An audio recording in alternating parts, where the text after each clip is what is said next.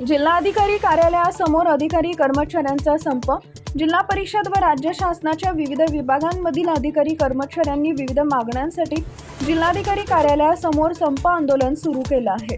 जय महाराष्ट्र संघटनेच्या शासकीय व निमशासकीय अधिकारी कर्मचारी संघटनेच्या नेतृत्वाखाली हे आंदोलन होत आहे।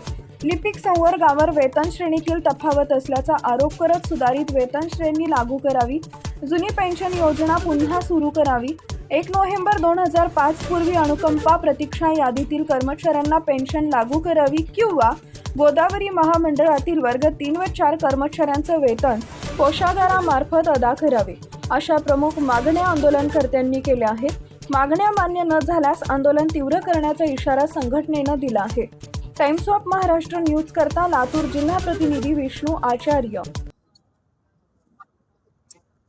जय महाराष्ट्र शासकीय निमशासकीय अधिकारी व कर्मचारी संघटना राज्याध्यक्ष अशोक डाळे सर्वांना आवाहन करतो की मुख्यमंत्री महोदय असो किंवा मुख्य सचिव असो, महाराष्ट्रातील सर्व लिपिक संवर्गाचा विषय जो आहे आमचा 40 वर्षापासूनचा जो 86 पासून प्रलंबित राहिलेला विषय आहे वेतन त्रुटी संदर्भात, त्याचबरोबर पदोन्नती स्तर कमी करणे, पदाचे नामकरण करणे व 1982 ची जशास तशी जुनी पेन्शन ही सर्व लिपिक संवर्ग बांधवाला लागू झाली पाहिजे। यासाठी आम्ही 16 फेब्रुवारीपासून ते 22 फेब्रुवारीपर्यंत महाराष्ट्रामध्ये असहकार आंदोलन केलं, परंतु शासनानं कुठेही दखल न घेतल्यामुळे माझा लिपिक संवर्ग बांधव हा रस्त्यावर उतरण्यासाठी भाग पाडलं। शासनानंच भाग पाडलेला आहे। आमची काही इच्छा नव्हती। जर शासनानं आमच्या मागण्या संदर्भात जर बैठक लावली असती मुख्य सचिवानं मुख्यमंत्री महोदयानं, आमचं काम आंदोलन आम्ही आज चालू केलं नसतं।